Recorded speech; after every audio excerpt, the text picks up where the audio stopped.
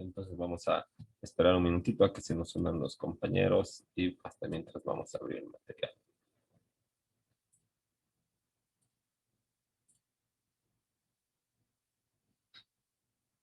Buenas noches, vamos a comenzar con la clase, pero primero vamos a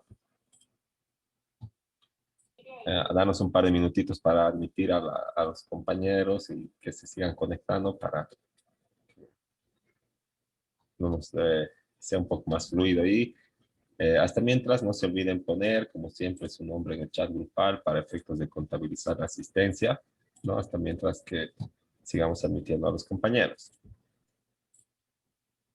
Seguimos admitiendo. Buenas noches, Luis. Yes.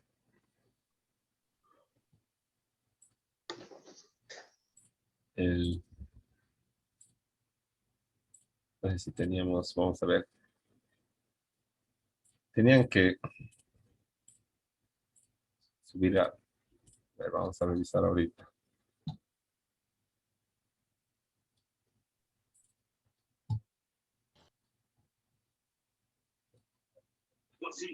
Hay que, hay que subir la tarea. Entonces, ahorita la voy a subir. Vamos a poner el material pertinente. Mientras tanto, se sigan conectando, ¿no?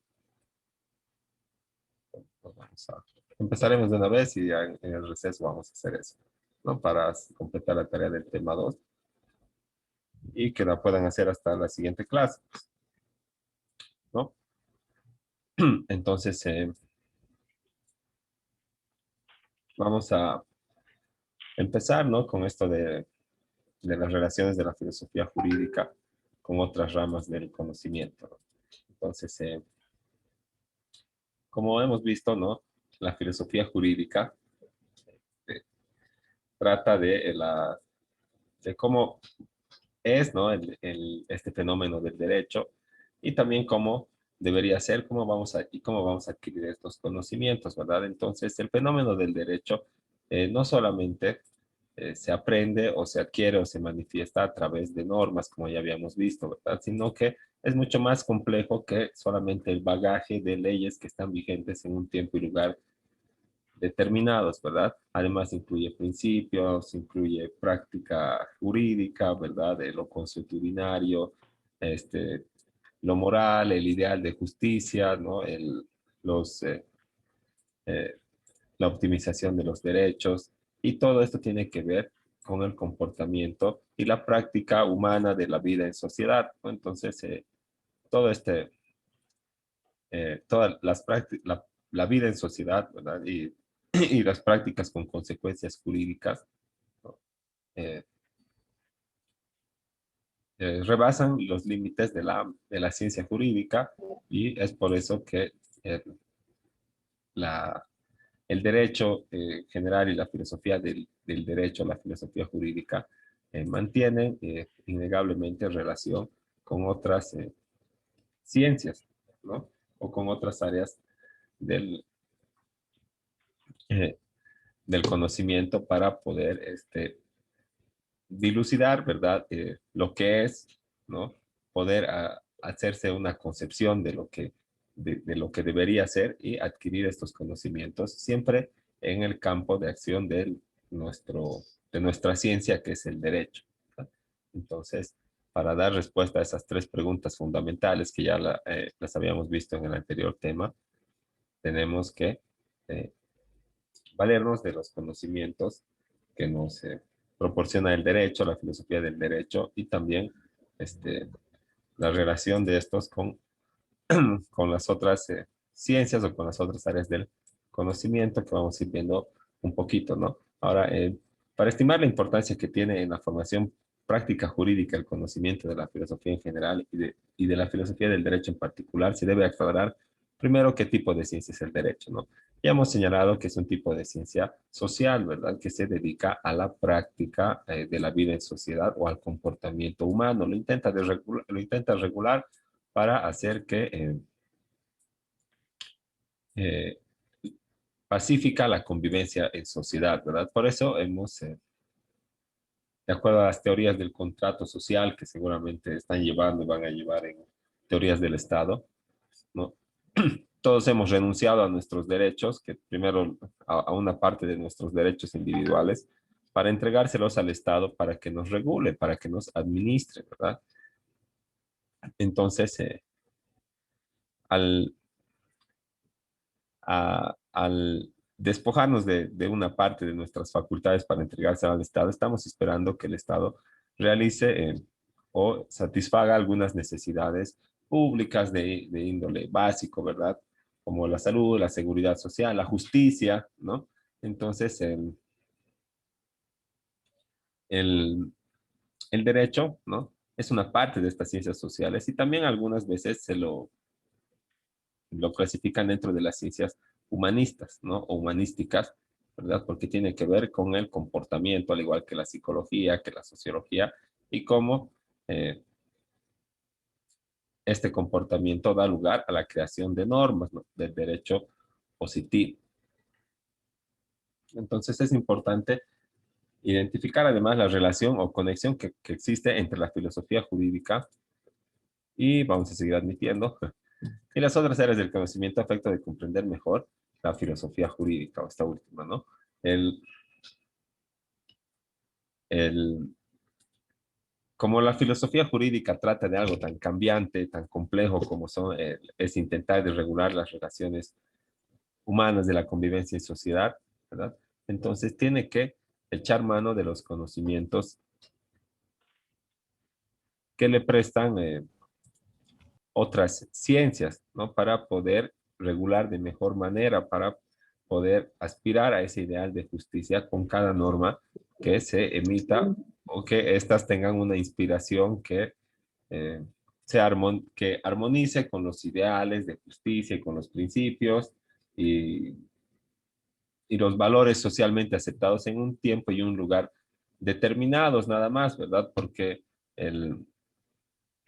lo que hoy día se conciba como justo, tal vez mañana ya no lo sea, ¿verdad? Entonces, tenemos que tener esa, ese carácter temporal, ¿verdad? Siempre presente o cambiante de lo que se concibe como bueno o como malo, de acuerdo a los principios predominantes en cada sociedad, en cada lugar y en cada tiempo determinado, ¿no? Ahora, vamos a ver la relación que existe entre la filosofía del derecho o la filosofía jurídica con la filosofía en general o algunos le llaman la filosofía teórica, ¿no? Entonces, eh, no se puede negar, ¿verdad? Es innegable la relación que existe entre la filosofía en general y la filosofía del derecho, ¿no? Desde el punto de vista de que, bueno, la acción reflexiva que se aplica a la filosofía del derecho es la misma que se aplica a la filosofía general, solamente que cambia el objeto, en este caso, el derecho, ¿verdad? Entonces, como la filosofía responde a esas preguntas fundamentales del conocimiento humano, ¿verdad? Del eh, ser, el deber ser y cómo adquirir este conocimiento. Lo único que hace la filosofía del derecho es contestar esas mismas preguntas, pero en su objeto específico, ¿no? Entonces, algunos señalan que la filosofía del derecho es solo una parte o una derivación de la filosofía en general, ¿verdad? Y que es el resultado de dos disciplinas que se fusionan intrínsecamente, la filosofía y el derecho, ¿no? Entonces, no se olviden a los que recién están entrando poner su nombre en el chat, por favor, para que al último, al terminar, no se les quede ahí en el aire, ¿no? Entonces, ahora estábamos diciendo, ¿no? Que la filosofía jurídica es el resultado,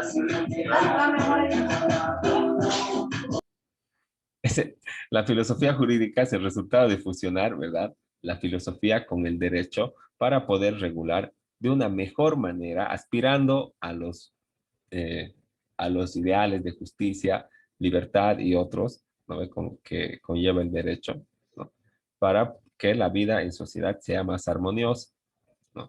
Entonces, la filosofía, ¿no? Como habíamos visto en el tema anterior de la naturaleza de la filosofía jurídica, ¿no? La filosofía jurídica es en esencia una actividad reflexiva, o sea, es razonamiento o es reflexión general y sistemática, ¿verdad? Y habíamos repasado este punto de lo sistemático de la filosofía, de cómo se adquieren los conocimientos y cómo tiene que ser la reflexión o de qué tiene que tratar para que se considere filosófica, ¿verdad? Tiene que ser acerca de los puntos fundamentales, ¿verdad? De la esencia del objeto, ¿no? De lo que es, de lo que debe ser y cómo vamos a adquirir este conocimiento, ¿verdad? Entonces, y el derecho, ¿verdad? Que se conjuga con la filosofía para realizar, para conformar la filosofía del derecho, tiene que ser tomado en cuenta como como lo que es válido en nuestro sistema jurídico, ¿verdad? Como aquel conjunto de normas que regulan la vida social dentro del Estado, dictadas por una autoridad competente y que se imponen en forma vinculante y coercitiva a todos los habitantes, sean gobernantes o gobernados, ¿no? El, entonces, el derecho así concebido, ¿verdad? Conjuntamente con la filosofía, ¿no? Ayuda a establecer el carácter objetivo de las normas vigentes, ¿verdad? Su validez. Y además a poder producir un derecho más justo para poder convivir más armoniosamente en sociedad, ¿no? Entonces, esta definición del derecho, ¿verdad? Eh, o, bueno, alguna otra definición que tengan que utilizar, el, desde un punto de vista muy personal, no es muy necesario, bueno, aprender una definición de un autor precisamente, ¿verdad? Porque ahí solamente estaríamos reproduciendo lo que dice, lo que piensa otra persona, ¿verdad? Entonces, lo importante es que, bueno, una vez, obviamente que tienen que revisar, ¿verdad? Tienen que hacer ese proceso, de razonamiento y reflexivo, y para eso tienen que recurrir al material que tengan, ¿verdad? O sea, a las definiciones de los autores. Pero una vez, avanzado esto, ¿verdad? Podemos definir el derecho y sin, sin tener que decir, de acuerdo a tal autor o a tal autor o a tal autor, ¿verdad? Entonces, lo importante es que tengan los elementos esenciales, ¿verdad? Un conjunto de normas que regula la vida social dentro del Estado, ¿no? Y estos elementos esenciales, lo que tiene mucho que ver con los elementos que conforman el Estado y que van a llevar en teorías del Estado, que son población, población, poder y territorio, ¿verdad? Es un conjunto de normas que regula la vida social dentro del Estado. Ese es el territorio, ¿verdad? Esa porción. Y cuando les enseñan a definir los elementos del Estado, les van a enseñar a definir uno en relación a los otros dos, ¿verdad? O sea, eh, en un todo coherente, ¿verdad? El Estado es el territorio, ¿verdad? ¿El territorio qué es? Es esa porción de tierra delimitada donde está vigente el poder y donde está asentada la población que está sometida al poder del Estado, ¿no? Luego, si quieren definir la población, ¿qué es? Es el capital humano, ¿verdad? O la masa demográfica que está asentada sobre el territorio delimitado y que está sometida al poder. ¿Y qué es el poder? Es la autoridad del Estado, bueno, que se ejerce sobre la población que está asentada sobre ese territorio determinado, ¿no? Entonces, no hay donde perderse, no es tan difícil ahí en teorías del Estado, ¿no? Y entonces tienen que tomar en cuenta estos elementos esenciales para definir el derecho y así nunca se van a equivocar, ¿verdad? Un conjunto de normas que regula la vida social dentro del Estado, territorio, ¿verdad? Dictadas por autoridad competente, poder, se imponen de forma vinculante y coercitiva a todos los habitantes, sean gobernantes o gobernados, población, ¿verdad? Ahora, dice de forma vinculante y coercitiva, porque vinculante es obligatorio. Cuando escuchamos en las noticias o alguna resolución del Tribunal Constitucional, algo, dicen el carácter vinculante, ¿verdad? el carácter vinculante de las sentencias del Tribunal Constitucional, de las sentencias ejecutoriadas de los procesos judiciales, de las, y de otras resoluciones de las altas autoridades, quiere decir que es obligatorio. Nada más, o sea, no es otra característica más, es un sinónimo de la obligatoriedad, ¿verdad? Entonces, cuando dicen es vinculante, quiere decir es obligatorio, ¿verdad? Y mucho se discute sobre si es vinculante o no es vinculante. Se estaba discutiendo sobre si es vinculante o no es vinculante lo que estaba diciendo el Tribunal Constitucional, lo que había dicho si que era constitucional la transición de poder, ¿verdad? Y bueno, hay argumentos de todo lado, ¿verdad? Algunos dicen que no es vinculante porque no es una sentencia constitucional, ¿verdad? Pero no puede ser una sentencia constitucional porque no se refiere pues a un caso concreto, ¿verdad? No es Pedro contra Pablo que han apelado, ¿verdad? Y luego han recurrido al Tribunal Constitucional porque no se han contentado ni con la sentencia, ni con la apelación, ni con el recurso de casación. Entonces, ¿qué han agarrado? Han apelado una vez más al Tribunal Constitucional y el Tribunal Constitucional ha emitido una sentencia constitucional, ¿verdad? Porque la sentencia lo que hace es resolver litigios, ¿verdad? O sea, peleas, choque de intereses, ¿no? Por eso nos metemos juicio, porque tú no estás de acuerdo conmigo. Yo digo que me debes y tú dices que me has pagado todo, ¿verdad? Pum, proceso, ¿no? En la sentencia dice que tú me debes, tú no estás de acuerdo, apelas. En la apelación dicen que me has pagado y que no me debes nada. Yo no estoy de acuerdo, recurso de casación, ¿verdad? Otra vez no estoy de acuerdo con eso, Tribunal Constitucional, ¿no? Entonces sale la sentencia constitucional y es vinculante para las partes, ¿no ve? Y además tiene una parte que es una eh, parte interpretativa que también tiene su carácter vinculante en cuanto a la interpretación del derecho y de las normas, porque el Tribunal Constitucional es el último intérprete de la ley, ¿verdad?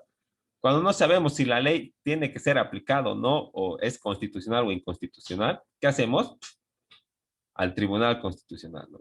Entonces, no puede ser una sentencia porque no había un caso que resolver. Pero ¿qué ha hecho? Se ha pronunciado, ¿no ve? El Tribunal Constitucional en una nota, ¿no? Pero, bueno, si el Tribunal Constitucional es el último intérprete de la ley, entonces, ¿por qué no vale lo que interpreta la norma? ¿No es eso una interpretación de la norma? Entonces, ¿a quién le vamos a hacer caso para interpretar la norma? Si no es al tribunal. ¿Qué otra instancia está habilitada para interpretar la norma?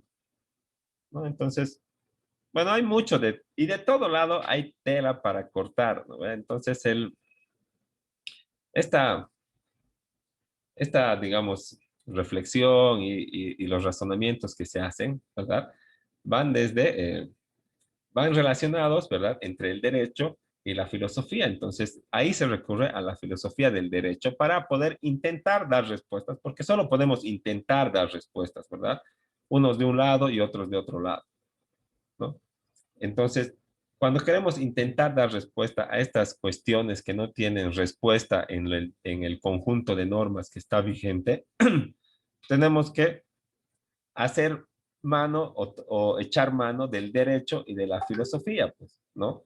O de la filosofía del derecho y de la filosofía en general, ¿no? A- adoptando una actitud reflexiva, como decía en, la anterior, en el anterior tema, ¿no?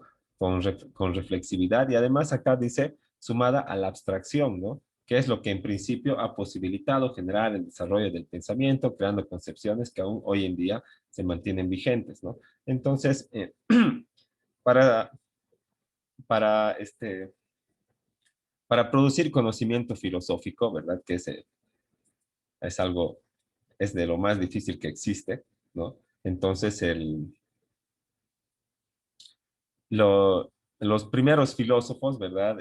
Que han emitido no criterios y teorías que hoy en día siguen vigentes, ¿verdad? Han tenido que eh, razonar sobre estos problemas que no tenían en principio solución o que presentaban muchas soluciones, pero para eso, ¿qué han necesitado? Abstraerse, ¿verdad? ¿Qué es la abstracción? Es tomarse el tiempo, pues, para pensar, ¿no? Para razonar, para ser reflexivo, ¿no? Entonces, hay que abstraerse en los pensamientos, en los principios, en los fundamentos, en la observación, en el conocimiento del ser, del deber ser, ¿verdad? Para poder emitir un criterio y justificarlo con nuestras razones y nuestras creencias, ¿no? Entonces, en los primeros tiempos, obviamente, eh,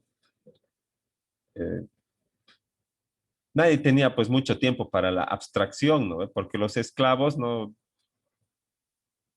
uno, ni iban a la escuela, ni se les impartía conocimiento, y dos, lo único que hacían era trabajar, ¿verdad? Y los que eran libres, pero no eran de la élite, entonces también lo único que hacían era trabajar, ¿verdad? Dedicarse al comercio y, y mantener su economía, así que tampoco podían dedicarse a la reflexión y a la abstracción, ¿no? Por lo que quien era filósofo era pues un miembro, tenía que ser miembro de la élite, pues para poder, tenía que ser un personaje con especiales atribuciones y privilegios para poder dedicarse a a la reflexión y a la abstracción para poder emitir estos criterios que, bueno, hoy en día algunos métodos como el método socrático, la mayéutica, siguen vigentes hoy en día, ¿verdad? Entonces,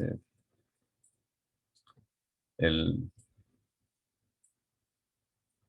estos han logrado trascender el tiempo, ¿no? Con su razonamiento. Entonces, seguimos con la relación de la filosofía con la filosofía del derecho, ¿no? Y también admitiendo a los compañeros. No se olviden poner su nombre, por favor, en el chat de Pat, ¿no? Entonces, lo que señala, ¿verdad? Es que no basta el conocimiento de las reglas o el mero conocimiento de la doctrina jurídica, tomando en cuenta que la validez de dichas reglas depende de su aptitud para conseguir el fin propio del derecho, que es la justicia, ¿no? Entonces, lo que queremos expresar aquí es que el, no es suficiente aprendernos de memoria el derecho positivo, ¿no? Porque el derecho positivo, para ser válido, también depende de que apunte al ideal de justicia o a un ideal, ¿no ve? Digamos, de libertad o que armonice con la moral, ¿no? Entonces, bueno, si le dices esto a un positivista, obviamente va a decir que estamos hablando macanas y que no tiene relación alguna el derecho con la moral y que el derecho es solamente una construcción del razonamiento del hombre para regular las situaciones que históricamente se presentan, ¿verdad? Y que no tiene nada de metafísico, no tiene nada de moral, no tiene nada de principios y, eh, y mucho menos tiene nada de divino, ni proviene de Dios, ni de ningún ente superior, ¿no? Porque incluso si existiera o no existiera Dios, o eh, si existiera o no existiera Dios, y aunque existiera y no se ocupara de las cosas del hombre, igualito existiría el derecho, ¿no? Eso señala, ¿no? Pero está bien, digamos, no es solamente, son solamente, como hemos señalado en el primer tema, corrientes, ¿verdad? Así que eh, el que, el que piense que está, que es, que está mal las, los criterios del derecho natural y demás, eh, pues me parece bien también, ¿no? Y sería bueno también que den su criterio, ¿no? Así que para poder, eh, no sé, así se crea el conocimiento, ¿verdad? Con disentimiento, con contradicción y así vamos a poder aprender de una mejor manera, ¿no? Pero seguiremos, ¿no? Entonces, no basta con el conocimiento de la doctrina, ¿no? Este es un punto o un punto de vista más enfocado al derecho natural, ¿verdad? Porque el derecho para ser válido, dice, depende de que tenga una aptitud para conseguir la justicia, ¿no? Entonces, se basa en ese principio, en ese valor, ¿verdad? O ideal, que es la justicia al que tiene que apuntar el derecho, ¿verdad? Si no apunta a la justicia, entonces no es derecho. Y si no apunta a la justicia, entonces, y está válida la norma, no hay que acatarla, ¿verdad? No hay que ser como los jueces nazis que decían, no, pues yo solamente estaba cumpliendo la ley, ¿verdad? Y si la ley me decía, mete a la cárcel a los judíos y después mandados a matar, normal, pues porque la ley me dice eso, ¿verdad? Pero, y yo como operador de justicia y aplicador de la norma, lo único que tenía que hacer era leer y aplicar, ¿no? Pero eso se ha superado, ¿verdad? Ahora la norma para ser válida depende de que apunte a los ideales que el derecho tiene que proteger, ¿no? Y el superior es el de justicia. Ahora, cuando las reglas vigentes no resultan adecuadas para producir una solución justa en un resultado concreto, los juristas procuran obtener la solución justa pasando por alto de ser necesario la lógica de las reglas, ¿no? Entonces, ¿qué quiere decir esto? Que el, cuando el derecho positivo no aporta una solución justa, ¿verdad? Es una solución injusta a todas luces, ¿no? En un resultado concreto, dice, en el caso de Pedro contra Pablo, los juristas, o sea, los abogados y los jueces, ¿no? Tienen que buscar la solución dejando de lado la lógica de las reglas. O sea, esta regla dice que, eh, que todos los que no midan 1,70 van a ganar 200 pesos menos que los que midan más de 1,70, ¿no?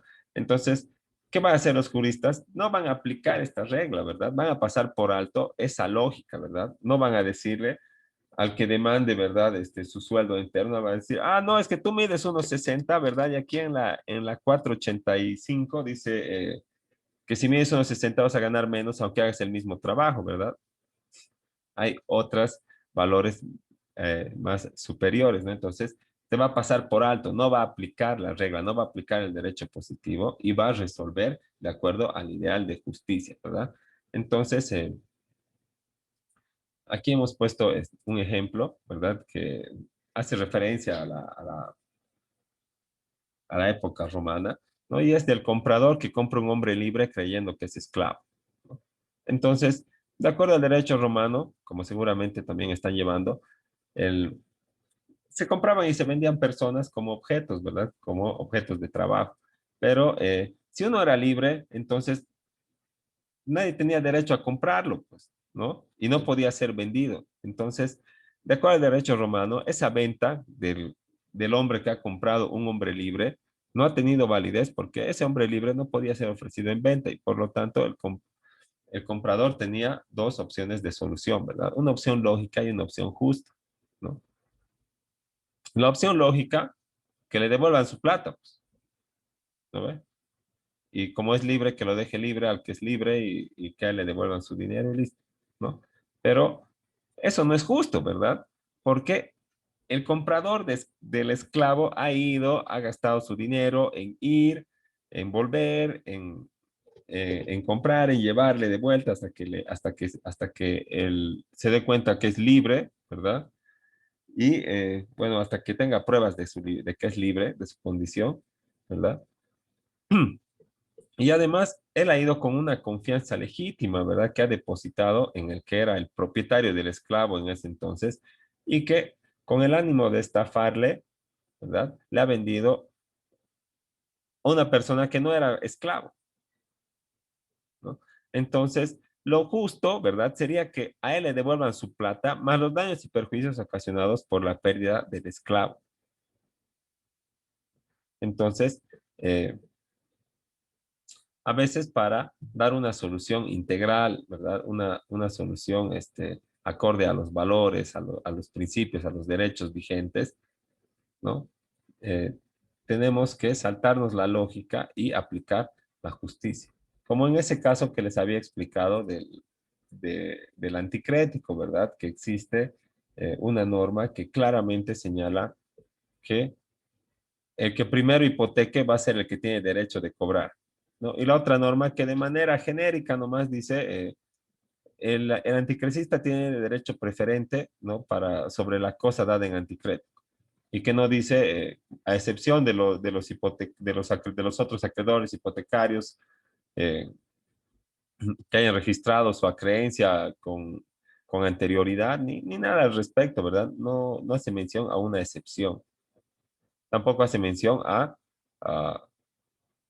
esta regla se aplicará de acuerdo al artículo, teniendo en cuenta las condiciones establecidas por el artículo 1395. Podría estar subsanado de muchas maneras, ¿verdad?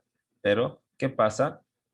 Esa antinomia genera en la vida real, en la práctica jurídica, problemas de principios, de derechos, ¿verdad? De enfrentar el derecho a la vivienda contra el derecho patrimonial del banco a cobrar la creencia que se ha registrado, ¿no? Entonces,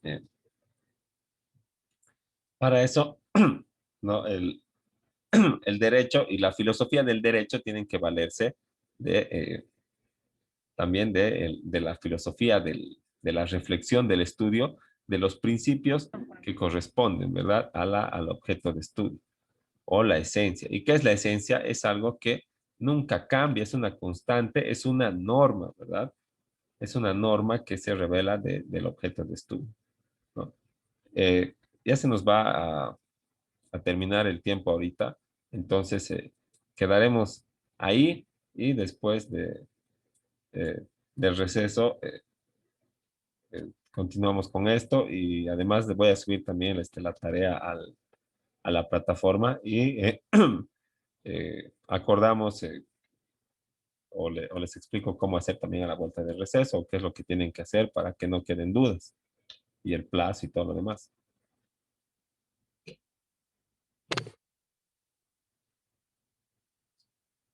También dicen, Entonces, nos vemos en unos 5 minutitos o 10 y seguimos con esto y además cargamos la tarea. Hasta luego. Nos vemos, Lice.